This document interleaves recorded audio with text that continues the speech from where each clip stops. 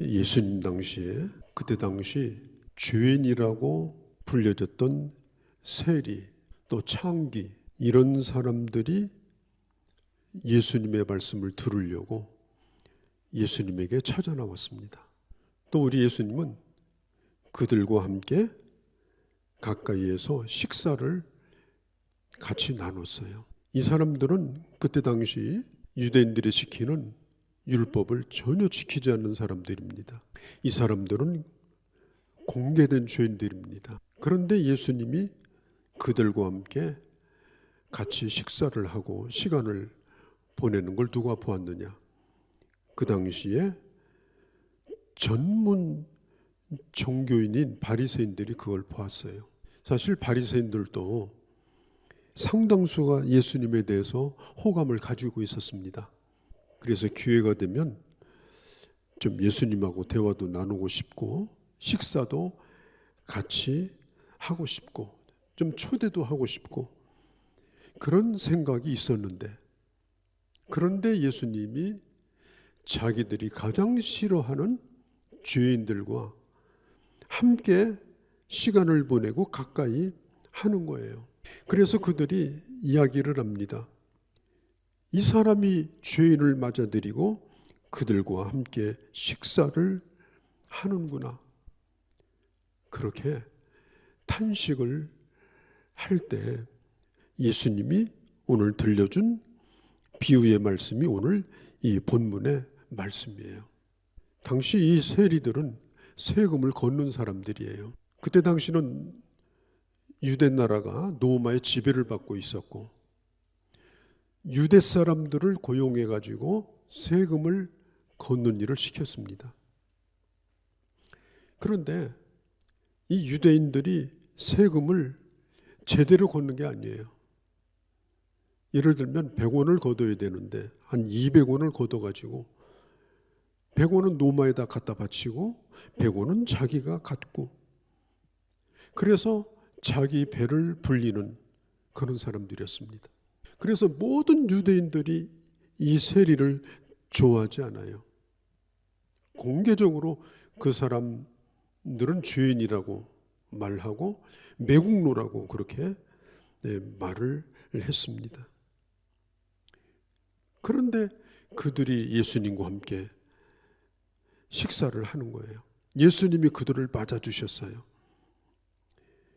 바리새인들과 서기관들이 수군거립니다. 그때 예수님이 누구에게 하셨느냐?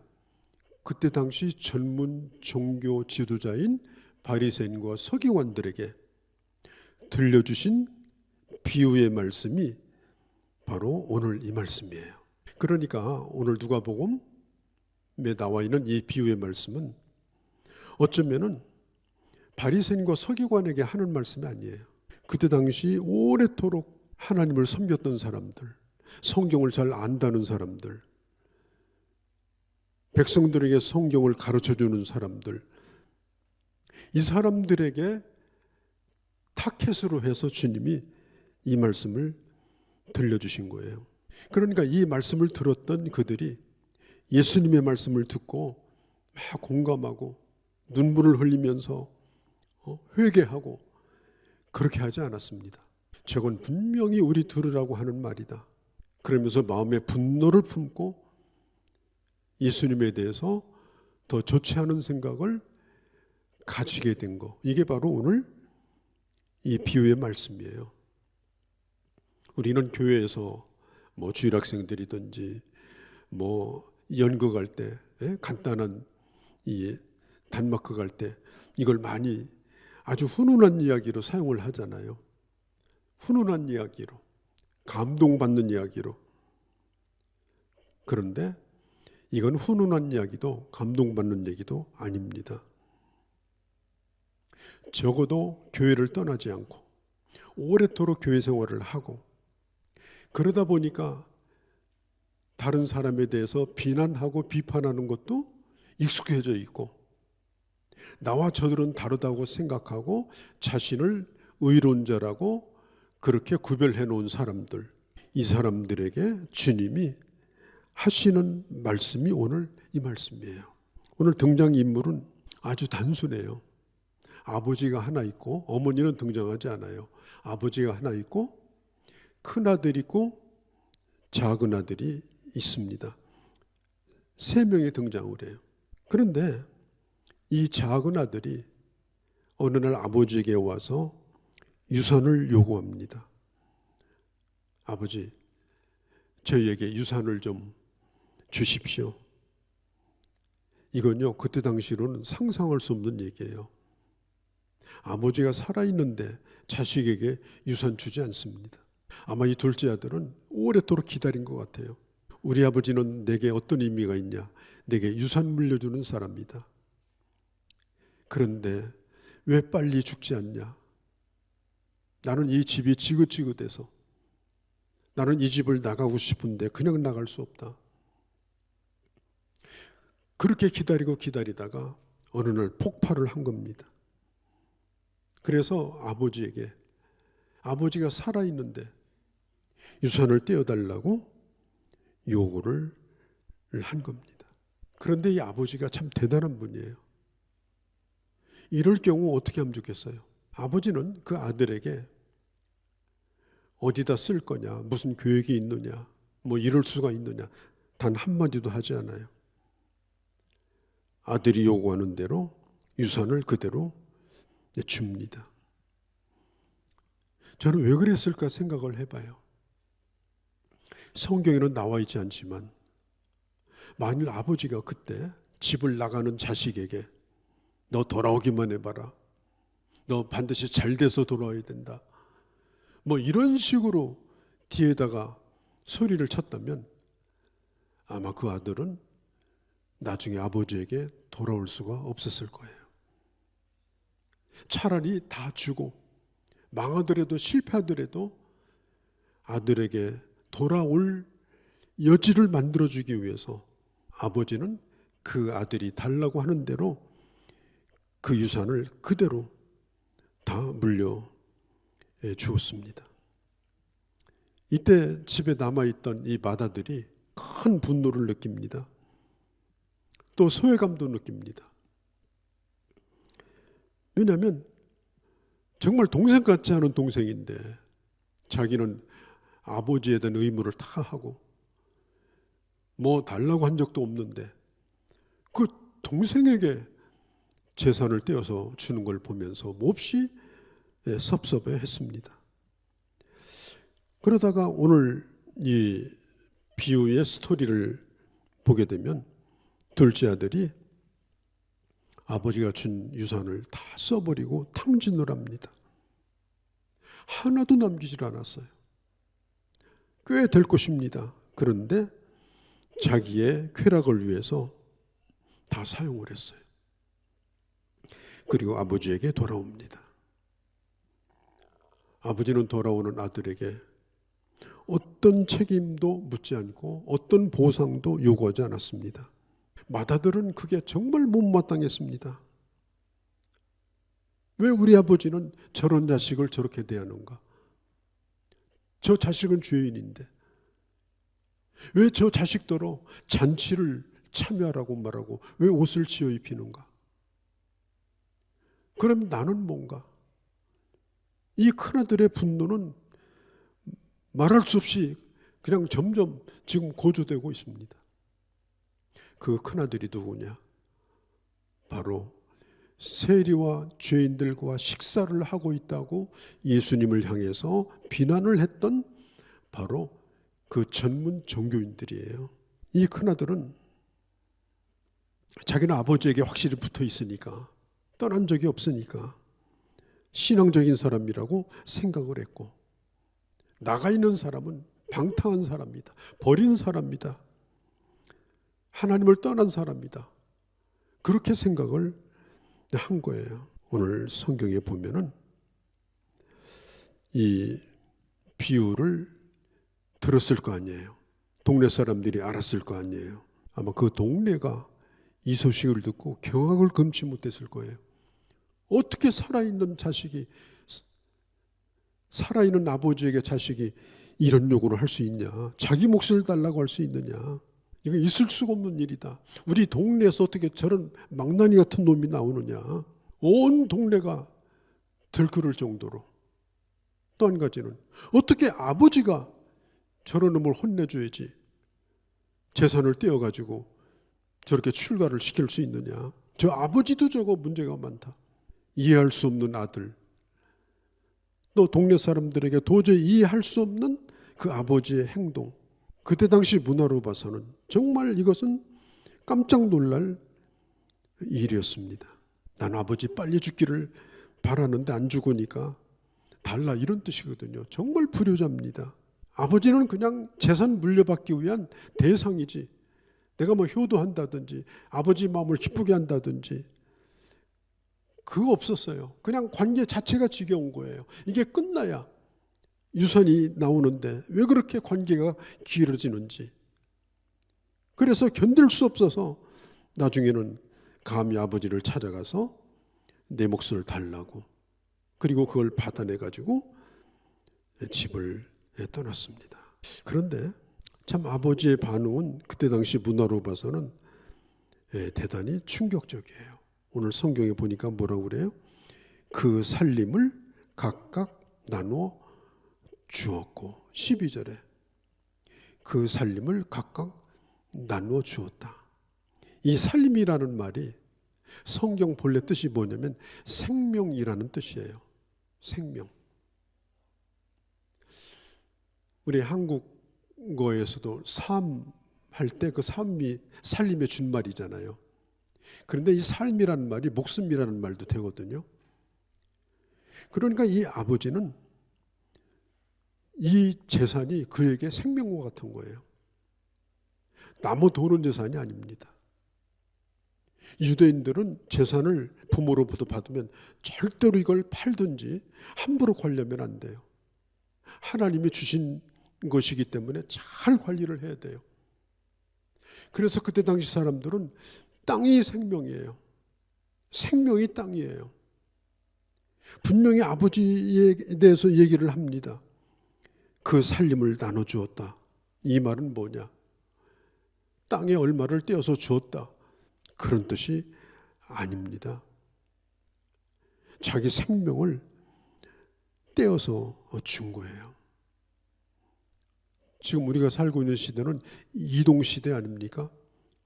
뭐 이 동네가 싫으면 뭐 다른 동네로 가고, 또 우리가 살던 집도 바꾸고 싶으면 마음대로 바꾸고. 그런데 그때 당시는 그렇지 않았어요. 그 땅에서 태어나면 그 땅에서 살다가 죽어요. 그리고 그 땅으로 만족해야 돼요. 그 집의 자식들도 그 땅을 물려받는 거예요. 다른 살아갈 길이 없는 것입니다. 그런데 그 아들은 재산을 요구했고 아버지는 자기 생명을 찢어서 살림을 나눠준 거예요. 자기 생명을 잘라서 나눠준 거예요. 왜? 아들이 원하기 때문에. 자, 13절에 보니까 이렇게 말합니다. 그 후 며칠이 안 돼요. 둘째 아들이 재물을 다 모아가지고 먼 나라로 가 거기서 허랑방탕하여 그 재산을 낭비하였다. 여기서 며칠이 안 돼요라는 말은 아버지가 그 재산을 이제 주기 위해서 땅을 내놓았을 거 아니에요. 지금처럼 땅이 팔리는 시대가 아닙니다. 아버지가 오랜 시간 동안 땅을 내놓고 그 땅을 매매를 해서 돈을 만들어서 아버지에게 주어요. 우리 예전에도 그렇지 않습니까? 땅 팔아서 자식들 공부 가르치고 똑같은 상황이에요. 아버지가 그렇게 땅을 팔아서 돈을 만들었는데 그 돈을 손에 쥐자마자 며칠이 안 돼요. 그 재물을 모아가지고 서둘러서 그 아버지를 떠나게 됩니다. 그리고 먼 나라로 가서 거기에서 자기 마음대로 살게 돼요. 이 사람은 돈을 쓰기 위해서 나간 사람이에요. 뭐 사업을 한다든지 경영을 하기 위해서 돈을 가져간 사람이 아닙니다. 결국은 돈을 다 써버리고 나중에는 결국 아무것도 가지지 못했어요. 그 나라가 흉년이 들어서 일을 해줘도 품삯을 받을 수가 없는 거예요. 그래서 일하는 조건이 뭐냐? 돼지우리에서 일하면 돼지가 주는 밥을 나눠 먹는 조건으로 어느 집에 들어가서 일을 하게 됩니다. 전 재산을 날렸습니다. 이제는 돼지우리에서 돼지와 함께 먹고 자는 신세가 되어버렸습니다. 기가 막힌 거예요. 내가 이렇게 살다가 이렇게 죽는 거 아닌가. 이제 돼지도 못 키우는 그런 흉년이 더 들면 나는 더 이상 살 수가 없다. 이런 절박한 그런 생각을 하면서 17절에 보면 이렇게 말합니다. 이에 스스로 돌이켜 생각을 해본 거예요. 스스로 돌이켜. 이것은 내가 대단히 잘못한 일이다.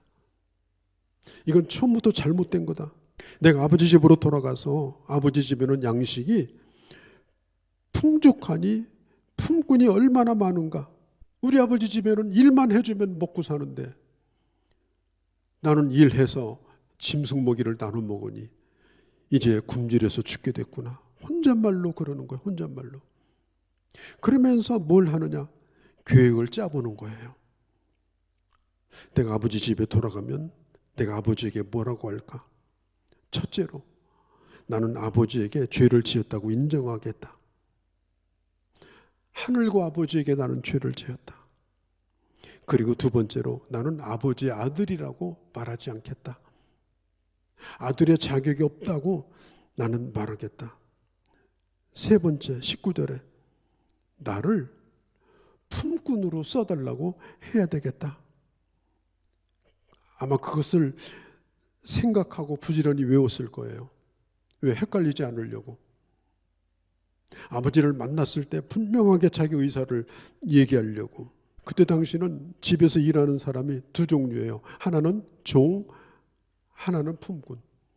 종은 그 집에서 먹고 자면서 일하는 사람이고, 품꾼은 다른 데서 사는데 와서 일하고 품삯을 받고 일하는 사람이에요. 그런데 이 아들은 품꾼으로라도 일을 하면 좋겠다. 아마 연습을 많이 했을 거예요. 내가 이렇게 얘기해야 되겠다. 헷갈리면 안 된다. 우리 아버지 만나는 순간이 대단히 중요하다. 만반의 준비를 하고 이제 귀향길에 오르게 됩니다. 그때 아버지가 그 아들을 보게 돼요. 우리가 한문에 어버이 친자가 있어요. 어버이 친자. 그 어버이 친자를 보면 한문 왼쪽에는 설입자와 나무 목자예요. 설립 나무목. 나무 위에 올라가서 서서 그 다음에 옆에는 볼견자입니다. 바라보고 있는 거예요. 그게 아버지예요. 집을 나간 자식을 동구 밖에 있는 나무 위에 올라가서 끊임없이 바라보는 거예요. 언제 돌아올까? 혹시라도 지나가는 사람, 혹시라도 들어오지 못하고 밖에서 맴돈을 다가 갈 수도 있기 때문에 먼 데서라도 보려고 바라보는 게 그게 아버지의 마음입니다. 육신의 아버지도 그렇고 하나님 아버지도 마찬가지예요. 그런데 20절에 보니까 둘째 아들이 걸어오는 모습이 시야에 들어옵니다. 이에 일어나 아버지께로 돌아가니라. 아직도 거리가 먼데, 아직도 거리가 멀어서 보통 사람은 그가 누구인지 알아볼 수가 없는 거리인데도 그 아버지는 그를 보고 알아봤다는 거예요. 그리고 치근히 여겨서 달려가서 목을 끌어안고 입을 맞추었다. 2000년 전 유대 나라에 적어도 품위 있는 어른들은 이런 일을 하지 않습니다. 달려다닌다든지 달려가서 자기 아들을 끌어안는다든지 적어도 종들을 많이 두고 있는 그런 소유주는 이런 행동을 하지 않습니다.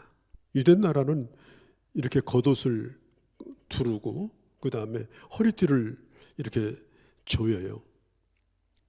이 옷이 참 허접합니다. 그거 달려가면 그냥 본전이 다 보입니다. 그래서 절대로 그런 일을 하지 않아요. 그런데 아버지는 그렇게 했습니다.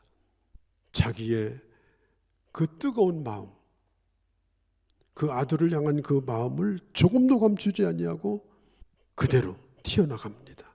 아들은 틀림없이 놀랐을 겁니다. 아버지가 오는 것을 보면서 아마 이 아들은 끊임없이 속으로 자기가 외웠던 것을 생각하고 있었을 거예요.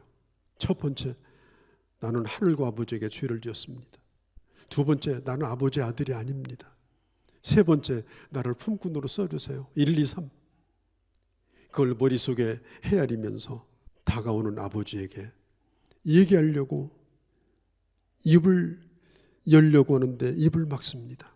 아들이 이르되 아버지, 내가 하늘과 아버지께 죄를 지었사오니 지금부터 아버지 아들이라 일컬음을 감당하지 못하겠나이다 하나. 그리고 입을 계속 열려고 하는데 성경은 뭐라고 말하느냐? 그 아들을 말할 기회를 주지 않습니다. 그 연습한 대사를 묵살시켜 버립니다. 오히려 이렇게 말합니다. 어서 제일 좋은 옷을 내어다가 내 아들을 입혀라. 종들에게 명령합니다. 그 옷은 아버지가 입던 옷일 겁니다. 가장 좋은 옷일 것입니다. 그런 옷을 가져다 주는 거예요. 이 말이 뭐예요? 회복이 되었다는 것입니다. 너는 종도 아니고 품꾼도 아니고 너는 내 아들이라는 것입니다. 나는 네가 말할 기회를 주지 않겠다는 것입니다. 네가 뭘 잘못했는지 묻지 않겠다는 것입니다. 살진 송아지를 잡아서 23절에 동네 사람들 다 초청해서, 송아지 한 마리면 작은 동네에 충분하잖아요. 가장 좋은 요리가 송아지 고기거든요. 그걸 잡아가지고 온 동네에 최고급 요리로 동네 사람들을 초청해서 공개적으로 그 아버지는 아들을 맞아줍니다. 비밀로 맞아준 게 아니에요. 은밀하게 맞아준 게 아니에요. 당당하게, 조금도 부끄럽지 않게 동네 사람들을 다 초대해서 춤을 추고 풍악을 울리고 함께 기뻐하는 이 감격스러운 모습을 오늘 우리는 성경에서 보고 있습니다. 맏아들에 대한 복잡한 얘기는 제가 다음 주에 말씀을 드릴 겁니다. 하나님의 용서와 사랑, 이것은 어떤 죄나 허물도 다 용서하고 회복시켜준다라고 하는 것을 오늘 성경은 말해요. 가장 중요한 게 뭐냐? 돌아오면 되는 겁니다. 어떤 모습이든지 어떤 처지에 있든지 돌아오는 것이 중요한 거예요. 아마 처음에는 이 아들이 아주 건방지게 아버지 권위도 인정하지 않고 아버지를 존중하지도 않고 그리고 고맙다는 인사도 하지 않고 떠나갔을 겁니다. 그렇기 때문에 나는 창피해서 못 돌아간다. 나는 자존심 상한다. 그럼에도 불구하고 그렇게 하지 않고 그는 돌아올 용기를 내서 돌아왔어요. 왜? 아버지 집에는 양식이 17절에 있는 것처럼 풍성하다는 것을 알기 때문에. 아버지가 아들을 끌어안는 것은 그 아들이 변화되었기 때문에 그런 게 아니에요. 아들이 충분히 잘못했다고 사과했기 때문에 그런 게 아니에요. 그것과 상관없이 아버지는 그 아들을 그대로 맞아준 겁니다. 여러분, 우리가 하나님 앞에 설 수 있는 것은 내가 회개했기 때문이 아닙니다. 반성문을 잘 썼기 때문이 아닙니다. 하나님 우리를 사랑하셨기 때문에, 우리에게 베푸신 은혜 때문에 우리가 하나님 앞에 나올 수가 있는 거예요. 많은 사람들이 기독교에 대해서 이렇게 생각을 하죠. 기독교는 종교이고 사람들이 더 도덕적으로 더 그럴듯하게 살기 위해서 사람들을 사랑하라고 가르치는 그런 종교가 바로 기독교라고 생각합니다. 그리고 수많은 좋은 종교 가운데 나는 기독교를 선호해서 선택했다고 생각합니다. 여러분, 성경 어디를 봐도 성경의 첫 장을 열면 인간의 윤리나 인간의 도덕을 가르치지 않습니다. 우리가 주님 앞에 모여 나온 것도 마찬가지예요. 계명을 지키기 위해서 하는 것이 아닙니다. 하나님 우리를 사랑했기 때문에, 하나님 우리를 용납했기 때문에 영적인 식탁의 자리에 우리가 초대를 받아서 나오게 된 겁니다. 그 당시 전문 종교인들은 바리새인과 죄인들을 심판을 받아야 마땅하다고 생각했지만 예수님은 이렇게 말씀했어요. 죄인 하나가 회개하고 돌아오는 것은 하늘에서 회개할 것이 없는 의인 99을 인하여 기뻐하는 것보다 더 기뻐할 것이다. 병든 자에게는 의원이 필요하다. 내가 병든 걸 인정하고 나오면 나머지는 책임져 주겠다. 그게 우리 주님의 뜻이고 주님의 생각입니다. 어거스틴은 이런 말을 했습니다. 주님은 우리를 사랑하실 때 이 지상에 존재하는 단 한 사람을 사랑하는 것처럼 사랑한다. 많은 사람 중에 n분의 1로 우리를 사랑하는 게 아니고 지상에서 유일하게 존재하고 있는 단 한 사람을 사랑하듯 하나님은 나를 사랑하셨고 그런 사랑을 쏟으셨다. 뭘? 자기 삶을 들여서, 자기 생명을 들여서. 그래서 예수 그리스도께서 우리를 위해서 자기를 희생하신 것입니다. 예수님은 많은 사람들을 몰고 다니던 분이에요. 수많은 사람들이 예수님 옆에 있었어요. 5,000명도 있었어. 4,000명도 있었습니다. 어마어마한 겁니다. 그런데 우리 예수님은 그런 가운데서라도 한 사람을 소홀히 한 적이 없어요. 한 사람을. 한 사람이 오는 것도 소홀히 여기지 아니하시고 한 사람을 찾아가는 것도 예수님은 부담스럽게 생각하지 아니하셨어요. 어느 날 밤에 어떤 사람이 예수님을 찾아왔어요.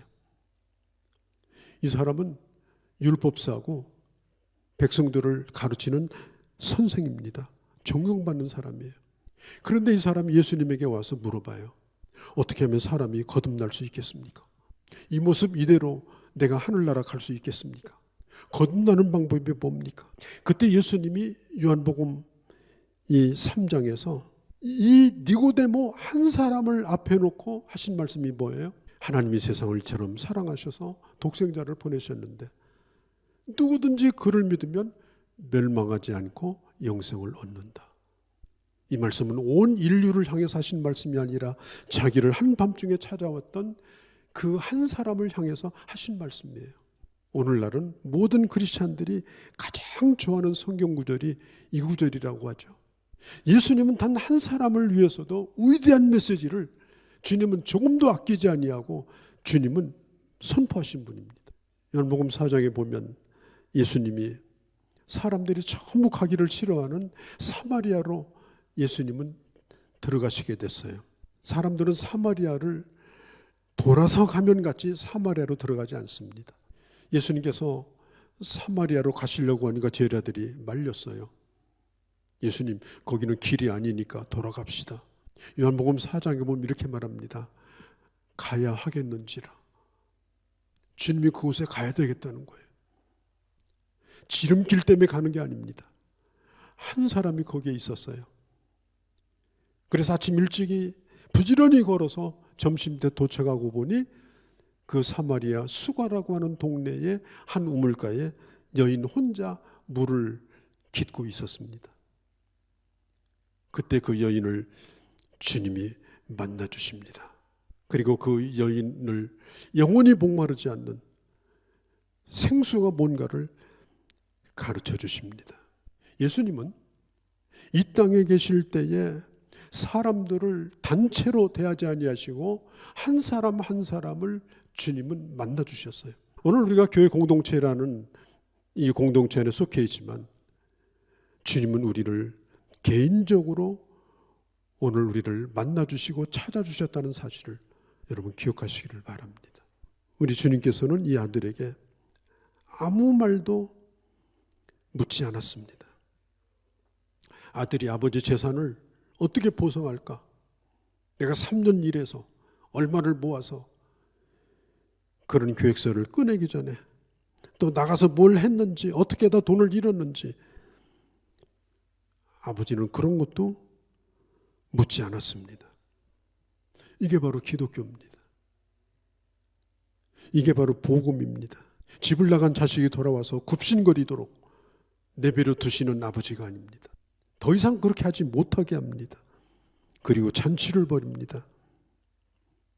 예수님께서 누가복음 15장에 이 비유를 말씀하시는 것은 기독교 어떤 교리를 가르치려고 하는 게 아니에요. 우리를 사랑하시는 아버지가 어떤 분인가를 우리에게 가르쳐 주시려고 하는 것입니다. 있는 모습 그대로 내가 받겠다. 누가 수군거리든 말건 그건 아무 상관이 없다. 돌아온 것은 나쁜 짓하고 돌아온 것이 아니라 죽었던 아들이 돌아온 거다. 죽었던 아들이. 그렇게 생각하고 맞으니까 얼마나 좋은지.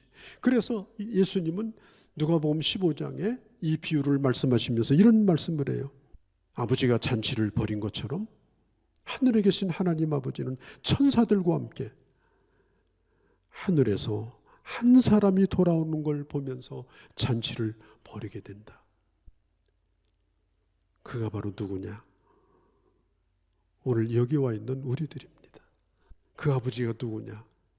우리를 여기로 불러주신 하나님 아버지십니다. 하나님과 우리와의 관계가 어떠한가? 우리가 다시 한번 생각하고 그리고 주님과 바른 관계 속에서 나를 이같이 사랑하신 주님 앞에서 하나님의 자녀로서 참 멋지게 살아가는 그런 귀한 주의 자녀들이 되어주시기를 바랍니다. 거룩하신 우리 아버지, 그 아버지의 아들, 그 아들의 아버지, 우리는 그 아들이었습니다. 우리는 그렇게 살아왔습니다. 우리가 주님 앞에 돌아올 때 우리로 하여금 어떤 것도 묻지 않고 주님은 우리를 받아주셨습니다. 이걸 복음으로 여기고 이걸 믿고 우리는 주님 안에서 이제 살아가고 있습니다. 이 사랑을 결코 잊지 않게 하시고 나를 찾아온 그 주님을 이제는 더 이상 놓지 않게 하시고 이제는 믿음 안에서 주님을 기쁘시게 하는 자녀로 우리 남은 생애를 살아가는 그런 저희가 되게 하여 주옵소서. 우리 주 예수님의 이름으로 기도하옵나이다. 아멘.